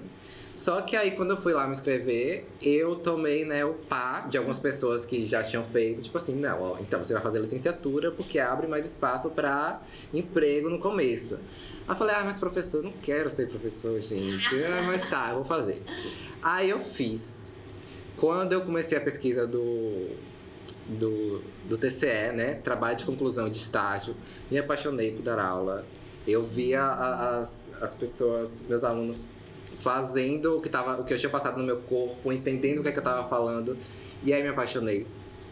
Fiz também o programa de residência pedagógica, eu dei aula em escolas públicas daqui de Salvador. E aí eu dava base do street jazz, hip hop, algumas coisas do K-pop também. E aí eu vi como tava popular o K-pop, porque tinha sempre alguém na turma que falava, eu gosto de tal grupo, sabe? E aí eu comecei a dar aula também, né? E paralelo a isso, eu era dançarino em grupos de K-pop. Eu sou do The Galaxy, mas alguns grupos me chamavam algumas vezes e aí eu tava lá, né, também sendo dançarino. E aí, claro, na universidade, junto com a minha pesquisa, eu tava me tornando pesquisador, né? Algo que eu não imaginava antes que eu ia pesquisar super a fundo. Mas sempre que o professor pedia, um seminário, ou uma improvisação, ou uma coreografia, sempre eu ia pras minhas inspirações no K-pop, sabe? Se era pra fazer uma improvisação, no meu corpo já havia a coreografia que eu aprendi semana passada, já vinha tal passo, sabe? Trazendo isso. Ou se era pra fazer um trabalho sobre um coreógrafo, eu ia pesquisar qual coreógrafo faz coreografias de K-pop, entendeu? Aí eu caí no Caio Hanagami, fiz um trabalho sobre ele, pesquisei tudo. Então, tipo, isso foi trazendo minha pesquisa. E aí, no meu TCE, minha pesquisa foi como desenvolver corpos técnicos e expressivos através do K-pop. E no meu TCC foi cover dance, processo de cover dance, né? Como cada pessoa de um país, cada pessoa de uma região faz o cover dance de forma diferente. Como que dialoga isso da sua cultura, do seu corpo, das coisas que traz consigo, né? Com o lugar, com a dança, que é a mesma, mas se tornam várias diferentes, né? E aí, essa questão do coreógrafo, eu já tinha durante o curso, mas não com o K-pop, veio vir depois. Durante o curso eu participei de alguns espetáculos, alguns musicais. E aí tinha muita questão, como eu vinha de dança, né, da UFBA, tinha muita questão de ser assistente também. O que é que você põe, o que é que você pensa aqui, de coreografar tal coisa? E aí, fui muito intérprete criador, pensando nesse sentido, sabe? Sim. Do que eu dançava, eu acabava criando também. Mas aí, agora eu tô mais com minhas turmas nessa questão de trabalho de fim de ano, né? Aí tem espetáculo, e aí o tema é tará, sabe? Que muitas vezes é algum personagem da Disney. Uma coisa assim. Como é que eu vou criar uma coisa do K-pop dentro de o personagem da Disney, sabe? E aí isso é muito legal, a gente pensar e a gente viajar, sabe? Viagem, né? Um lugar total, porque a pessoa que muitas vezes tá assistindo lá, o pai que não conhece o K-pop e às vezes nem conhece o personagem, né? Tem que comprar aquilo ali, tem que se emocionar e no final vai chegar pra você, poxa, bom trabalho, sabe? Né? Arrasou, muito boa. Então, tem toda essa questão dos 4 envolvidos, mas que eu me realizo em todos. Só que, assim, o meu sonho é ser intérprete. O que eu mais me realizo, que eu me sinto completo, é quando eu tô no palco dançando. Então, eu tento, apesar de dar aula, coreografar e pesquisar sobre, eu tento não perder essa questão do intérprete, sabe? Sim, porque eu acho que, tipo assim, é o que mais... Eu me sinto o que mais me move. Apesar de ter desenvolvido competências para as outras coisas também. Sim. Assim, é o que eu amo. Que massa, é a trajetória bonita das duas. Que massa. Pois essa questão do ser pesquisador, né? Que eu esqueci esse quarto aqui. Não. Tem também 2 lados, né? Que nem o coreógrafo. Tem o lado acadêmico, de o que é você ser um pesquisador acadêmico, estar no ambiente acadêmico fazendo suas pesquisas, ou até que sejam pesquisas artísticas, mas está dentro do ambiente acadêmico de uma universidade e tal. E o que é você pesquisar porque você ou acha interessante, ou porque você trabalha com isso, né? É uma pesquisa independente, exatamente, né? E eu acho que começa exatamente nessa questão do querer saber mais, sabe? A curiosidade a curiosidade, tudo, sim. Né? E aí, no ambiente acadêmico, em relação a ser pesquisadora de K-pop, é um pouquinho difícil, porque existem barreiras inúmeras, mas também existem oportunidades inúmeras, né? Ano passado mesmo, 2021, a gente conseguiu fazer bastante coisa em relação ao K-pop surgir na UFBA, né? Então, a gente precisa saber utilizar as ferramentas que a gente tem e saber onde procurar pessoas que estejam interessadas em contribuir com o que você quer fazer, sabe? Porque ser professor da universidade também não é exatamente obrigado a querer trabalhar com o que você quer, né? Então, você tem que buscar também as pessoas que estejam interessadas em fazer o trabalho dialogue com o que você quer trazer, né? E aí tem uma questão muito técnica de o que é ser um pesquisador, né? Que, no caso, se for academicamente falando, a gente nem poderia estar exatamente se considerando como pesquisadores de K-pop de fato, porque precisa de um trabalho publicado, se eu não me engano, a nível de mestrado, doutorado, para realmente ser considerado um pesquisador em tal coisa. Você precisa trazer... A academia bota muitas termos caixinhas. Em termos técnicos, a gente precisa de um doutorado, que é onde você vai trazer um negócio novo, sabe? Mas assim... Também é interessante, mas super, não só isso. Mas, exatamente, mas não é só isso, sabe? A gente super tá fazendo pesquisas interessantes dentro do K-pop e trazendo coisas novas para a universidade, para dentro da universidade que não estavam na universidade, sabe? Então, em termos técnicos, um pesquisador seria um doutor em algo. Senão você invalida todo o saber que exatamente. Né? E a gente foi os primeiros a pesquisar, fazer um TCS sobre K-pop em dança UFBA. Sabe? Primeiro veio eu, depois veio Lara. E hoje temos uma doutoranda. Ela não é da área de dança, mas agora tá fazendo doutorado em dança. E tá pesquisando K-pop. Tá em mim, a dança do Tem exatamente. E como é o nome dela mesmo? É a Ivana. A Iva Marins. E é muito interessante porque isso burla exatamente o que eu falei, né? Do ser... Pra ser pesquisador, você precisa estar fazendo um doutorado ou ser doutor. Porque Iva usa os nossos TCEs como sim, ela me citou no artigo base. dela. Tava lá exatamente. Então, assim, chique, amor. como dizer que a gente não é pesquisador, né? Claro. E outra, gente, vocês estão na academia. Imagine, velho, pra mim o buraco é muito mais embaixo, velho. E eu bato o pé firme, tipo assim, seria meu segundo ofício, né? Eu e a Amanda, a gente sempre fala isso. Amanda é pesquisadora, seria o primeiro ofício dela. E o secundário seria esse lance de dar aula, né? Ser professora. Pra mim é o inverso. Essa coisa de dar aula é muito forte, porque eu já dou aula já tem tempo, né? E aí eu dou aula de química, física, matemática. Já tem 10 anos esse ano. 27, ele vai fazer 11 anos esse ano, sacou? Então eu comecei a dar aula muito cedo. E aí o lance de dar aula pro K-pop foi muito assim também. Começa, né? Tipo, meu Deus, eu não tava trabalhando, tava precisando de grana, rolou oportunidade, falei, vamos. Mas se vamos estudar pra exatamente. Fazer uma parada bacana. E aí a primeira coisa que me ocorre é, eu vou trabalhar com o corpo das pessoas. O mínimo que eu posso fazer é saber de corpo, né? Porque, como eu falei aqui naquela hora, K-pop é muito lesivo. Pode ser extremamente lesivo se você não tiver, sabe, o mínimo de preparo. Então, vamos atrás disso aí. E aí, à medida que a gente foi analisando nossas vivências, né? Essa coisa de perceber as nuances, as linguagens de dança que estão ali, algumas questões de racismo, apropriação cultural, e a gente vai escrevendo, vai pesquisando. A gente como é que não é pesquisador, sabe? A escrever textos pro Instagram, tipo, completamente despretensiosamente, aí daqui a pouco os textos tinham 30 salvos, eu falei, porra! Então, tipo assim, a gente não tá fazendo uma coisa de bobeira, sacou? Aí começou a endossar. Isso, e não só a gente vai pesquisando, a gente pesquisa em vários lugares, né? E a gente traz a nossa opinião, a gente fala sobre aquilo, trazendo argumentos, né? Trazendo debates sobre isso. De uma forma bastante assim, sabe? Indo pesquisar mesmo, indo procurar. Porque a gente de verdade pesquisa e a gente tem dificuldade de achar muitos materiais sabe? Nossa, a maior dificuldade que eu pesquiso no K-pop é achar coisas confiáveis, né? Eu tive na hora de escrever. Coisas confiáveis, exatamente, né? E aí é mesmo essa busca, sabe, de estar indo atrás, né? Tá indo investigar como é que a gente faz isso, né? Como é que a gente... Porque aqui a gente... como é que vocês estão dentro da academia, né? A gente está dentro da universidade, mas tem outras pessoas que também dão aula de K-pop, né? Como a Nancy já dá aula há bastante tempo.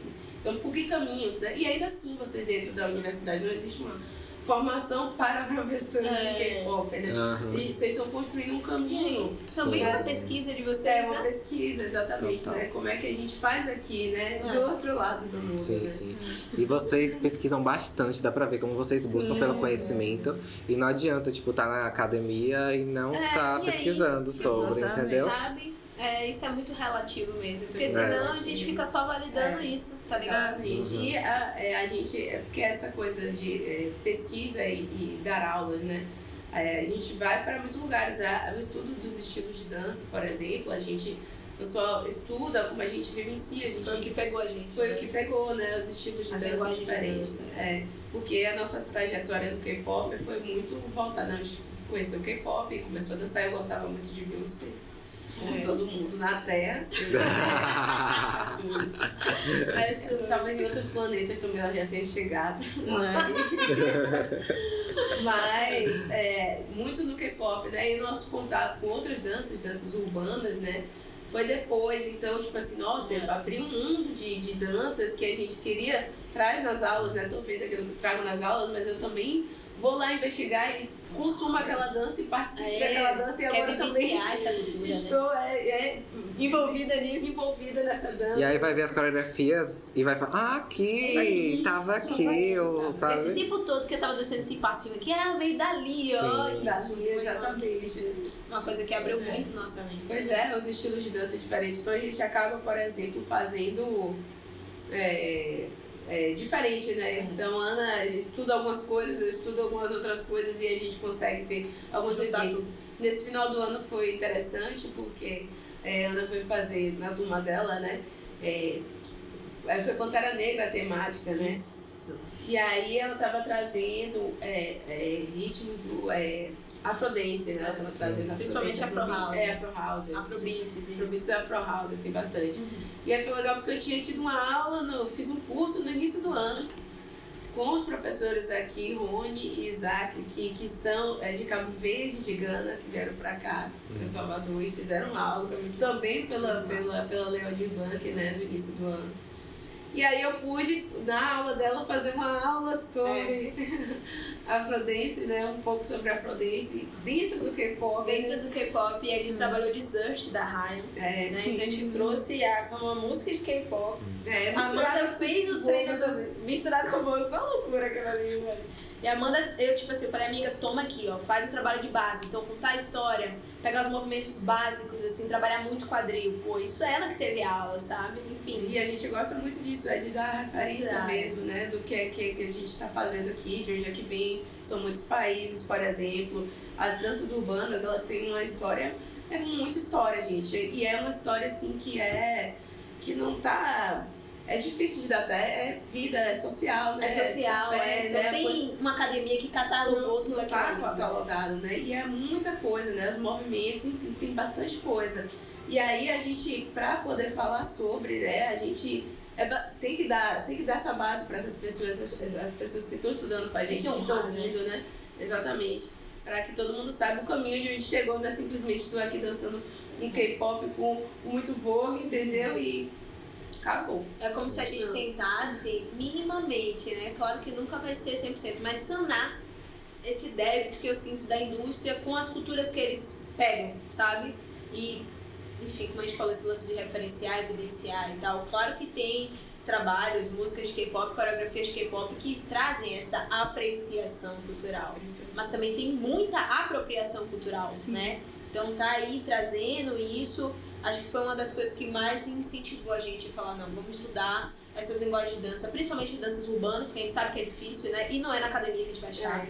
Então, por isso que nunca me deu esse insight. Às vezes eu fico pensando, pô, vou na UFBA, mudo meu curso, sabe? Mas, pô, o que eu pesquiso não vai estar lá. É só pra me validar, tá ligado? Ou, enfim, às vezes levar a coisa do K-pop pra UFBA, como eu incentivei muito a Amanda quando teve o Pubex de vocês. Velho, tem que levar pra faculdade, tem que levar. Ah, tudo lá é muito eurocentrado e tal. Beleza, hegemonia e tal. Mas e aí, a gente vai ficar reclamando? Alguém tem que chegar e fazer e mudar a parada, né? Pra que se tenha, É né? difícil achar mesmo dentro da universidade, assim, sabe? É bastante difícil e a gente que acaba se tornando, trazendo pra esse lugar a referência, né? Pois é, principalmente trabalhando em danças urbanas, que é bastante coisa, a história é bastante grande, sabe? Tem bastante coisa acontecendo, são movimentos culturais muito fortes, né? A gente envolve a vida muito das pessoas. Então é isso aí mesmo, sabe? A gente sempre fica nesse lugar, né? De sabendo até onde a nossa vivência valida o que a gente fala, né? Porque muito do que a gente fez, escrever o projeto, a Larinha fez o projeto do PBX de experimentação artística. E muito do que a gente fala, a gente coloca, olha, bibliografia, a gente tem algumas bibliografias aqui, mas a maior referência é a gente, né? Porque a gente viveu e a gente pesquisa e a gente estuda isso. E, enfim, né? É muito sobre isso. Pioneiros. Nossa Você um saco, né? Tem que estar trazendo o que alguém falou lá. A nossa vivência conta tanto quanto não sei quem falar e ter escrito lá, tipo... Em algum país grande, certamente. Meu Deus, sabe? E você falou das diversas culturas, né? E eu lembro que quando eu cheguei na UFBA, era muito assim, as danças brasileiras, tem aquela galera que é mais das danças europeias, né? As clássicas, e tem a das africanas. Sim. E aí quando eu cheguei com... Peraí, tem da Ásia também, sabe? Vamos botar uma pintura amarela aqui, amores. Falando, não, peraí, não, sabe? Todo mundo ficou meio assim no começo, não, mas depois que você insiste... Eu lembro que teve um trabalho com o professor, gente, que eu queria que a nota era de 0 a 10, só que aí como todo mundo foi bem, eles colocaram de 7 pra 10, sabe? A nota mínima seria 7.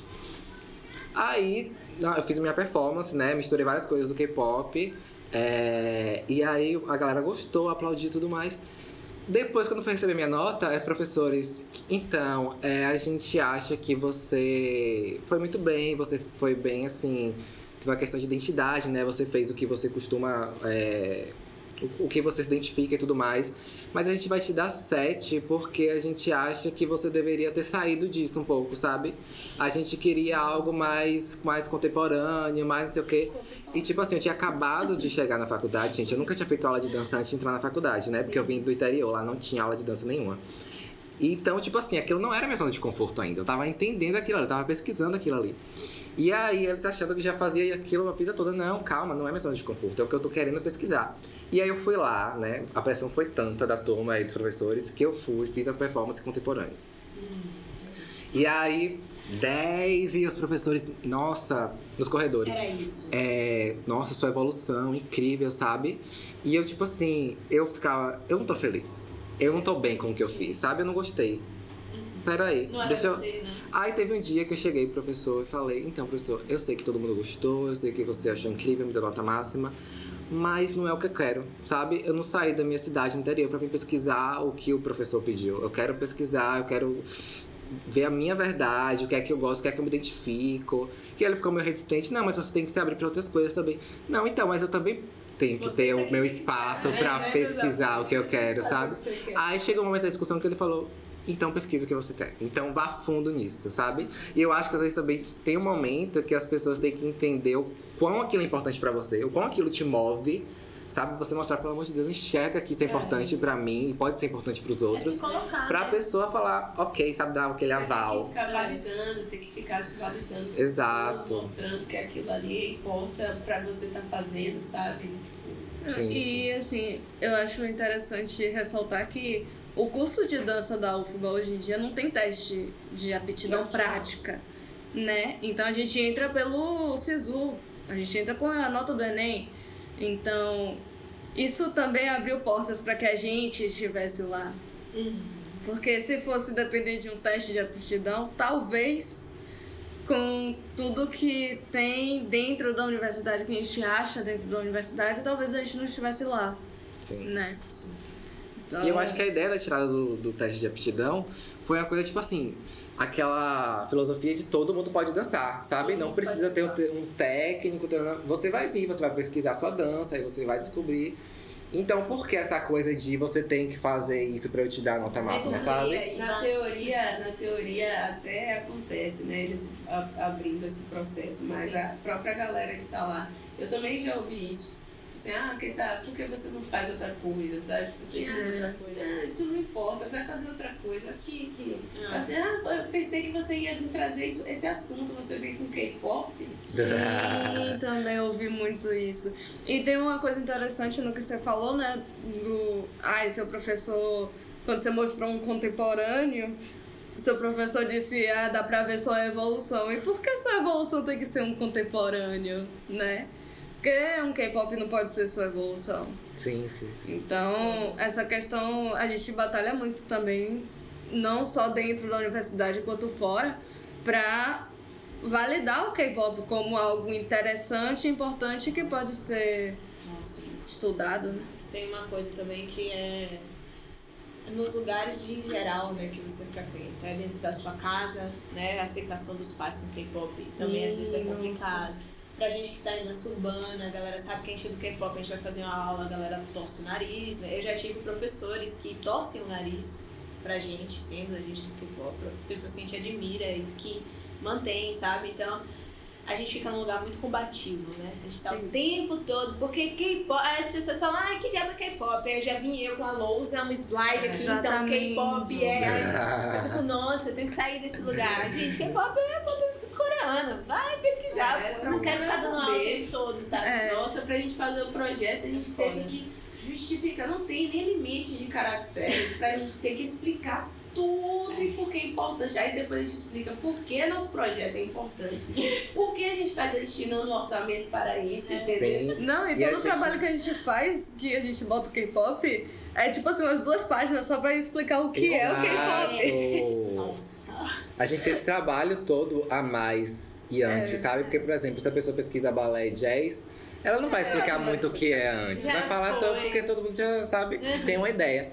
Mas a gente tem que vir trazendo todo apanhado. E é tem que mostrar, como alguém falou, 3 vezes mais trabalhar, sabe? Pra mostrar que aquilo ali é importante, que aquilo ali é válido, sabe? É a questão dos preconceitos que a minoria sofre, né? Nossa, sempre. Demais, Tem que, sei lá, pra uma trans demonstrar que ela é boa atriz, tem que fazer o trabalho 3 vezes melhor atriz pra poder falar, ok, ela é boa, sabe? É, isso. E no fim você nem vai ser top, você tá na média. Tá legal. Tipo, nossa. Porque se for na média é péssima. É, isso. Nossa, o tempo todo tem que estar entregando um serviço full, sabe? Um lugar exaustivo, né? Mas que a gente tá aí, tem que ser feito, né? Alguém tem que abrir, que nem a galera lá do K-pop, é o mato pra aqui. Quando a galera vier querer trabalhar com K-pop, já tenha, né? E vocês também são pessoas responsáveis por isso. Por dentro da academia, levar, né? O Vitor falou, o primeiro trabalho foi dele, depois o Lara, agora teve o congresso, a mesa. Rayana, Álvaro também dança muito, tá lá dentro. Tailane, que também pesquisa dança urbana, então tem uma galera aí chegando, sabe, pra tentar modificar essa coisa, né, fazer a galera respeitar o K-pop, né, eu sei que tem as dificuldades, tem o povo da cena que talvez não aborde da maneira que deveria, mas senão a gente bota tudo no mesmo saco, né? Onde tem ser humano, a gente pode botar tudo no mesmo saco. Qualquer lugar, qualquer manifestação cultural, qualquer circunstância. Então, acho que é importante a gente estar aqui, até mesmo fazendo esse debate, contando pra galera que vai lá assistir a gente, pra que também se inspirem, né? Nos trabalhos de vocês e tal, da gente. Então, ver como dá pra cada um fazer uma coisa diferente, mas no fim tá no mesmo ramo, né? Então... É isso, gente. Eles pensam, tipo, é fulano do K-pop. Tá, é fulano do K-pop, sim. E várias vezes é fulano do K-pop, sim, que depois a gente vira referência nisso, né? Como todos nós somos referências aqui. Essa é a parte boa, né? Pois é, e a gente pode trabalhar de diversas formas diferentes. A gente tem um leque enorme de pesquisas dentro do K-pop, sabe? O que você pode fazer dentro do K-pop. E, enfim, né? É um lugar muito, muito amplo, muito rico para que a gente, sabe? Fique limitado a pessoa falar pra você não fazer isso, vai fazer outra coisa. Porque não é válido. Porque não é válido, né? Meninas, meninas, queria muito agradecer a presença de vocês, foi incrível. Mas antes da gente encerrar, fala onde vocês estão dando aula. Isso é importante. Sim. Eu tô dando aula na Ateliê da Dança, em Vilas, Lauro de Freitas. E eu queria fazer uma publi minha. Claro. Eu tenho um canal de react no YouTube. Tá com 100 mil visualizações, tá chegando em 100 mil. Tem mais de 3 mil horas assistidas. Então, tipo assim, gente, que loucura, sabe? Foi algo que eu comecei a fazer na pandemia porque, tipo, tinha tempo de sobra. Eu falei, não, eu tô assistindo tantos clipes, tantos MVs e tenho um olhar crítico perante isso. Peraí, porque eu não vou gravar, sabe? E eu pensava muito, mas eu não tenho o melhor fundo, eu não tenho a melhor luz. Vou começar. E aí depois que eu comecei, eu fui vendo como é que ficava melhor, qual ângulo eu usava, qual luz era. Aí eu tô evoluindo, né? Esses poucos, claro, quero chegar num lugar melhor assim. Mas eu assisto MVs de K-pop ou lives ou performances dos dançarinos de K-pop, os main dancers e tudo mais. E dou meu olhar crítico de dançarino, de professor. Então meu canal é VicVC The Dancer, o dançarino. Vic, The Dancer. Gostei demais. Devo dizer que é muito bom, inclusive. Ai, adoro. Eu tô dando aula no Laísa Coimbra Estúdio de Dança, fica em Stella Maris, terças e quintas, 19 às 20. E eu dou aula também online, pode ser particular ou em turma, eu tô dando aula online também. Também vou fazer uma propagandazinha assim, um merchan. Eu tenho um perfil no Instagram, que é o @kpopyourstyle. E aí lá eu posto algumas coisas referentes às coisas que eu pesquiso, né, em K-pop. Também coisas sobre coreografia, sobre conceito, gerações do K-pop, curiosidades, enfim. Então isso, andei um pouquinho parada no final do semestre passado por conta de todo o trabalho que a gente estava fazendo, né? Teve o PIBEX, eu também estava fazendo meu TCC, então... né? Pois é. Mas eu tô voltando agora e aí eu queria deixar aqui esse convite para vocês olharem lá, @kpopyourstyle. E aproveitando, tem também um trabalho envolvido com moda no K-pop. Tenho lá nos destaques do meu Instagram, Victor Serra, com 2 S. Tem o K-pop Fashion, tem do 1 ao 11, cada um é o tema. Eu falo sobre, sei lá, conceito verão, ou moda gótica, ou, sabe, cada tipo de top croppeds, ou shorts curtos, masculinos, ou, enfim, vários tópicos. E vou mostrando os artistas que usaram, minha visão sobre aquilo, o que é legal, como é que funciona, sabe? Dando algumas dicas e... É legal, velho, porque vocês são pessoas que pesquisam, né? Pessoas que têm um olhar crítico na coisa. E é legal pra galera chegar nesses conteúdos já passando por esses olhares, sabe? E acrescenta, né? Vivência da gente tá aqui há muito tempo, né? 2015 você entrou quando, Laura, no K-pop? Tem tempo, né? Você não quer falar pra não revelar que ela é dinossauro. Foi 2011. Caramba, velho. Rapaz, 2011. Olha, eu comecei a ficar mais ativa, assim, na cena daqui em 2013, mas conheço K-pop desde 2011. Dinossauro. Dinossaurinho. Enfim, isso é sobre. Obrigada demais. Obrigada pelo convite. A gente que agradece pelo convite. Total. Muito bom. Valeu. Vamos fazer nossos corações coreanos? Vamos. 기노랗지는 순간 내 세상에 멈춰서 너는 the only one 나를 봐요가 순간 The I'll be the lucky heart No one Live it up 이곳에 Just live it up Keep on going 같은 시간 속에 널 함하는 이 순간 the lucky ones.